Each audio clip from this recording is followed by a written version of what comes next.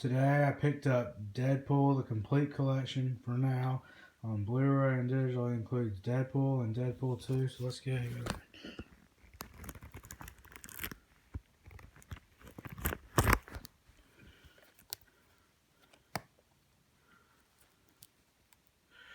Let's get it open, shall we?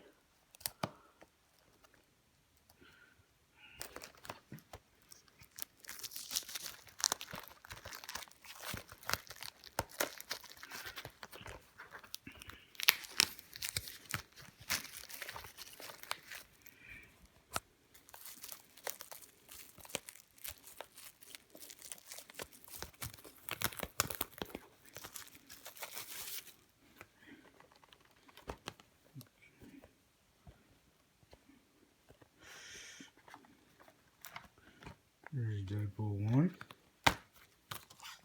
There's the Blu-ray, digital code, and the DVD. Alright. And now, there's Deadpool 2. There's the Blu-ray, the digital code, no DVD. Alright. That is it for today's unboxing. And I'll see y'all again soon.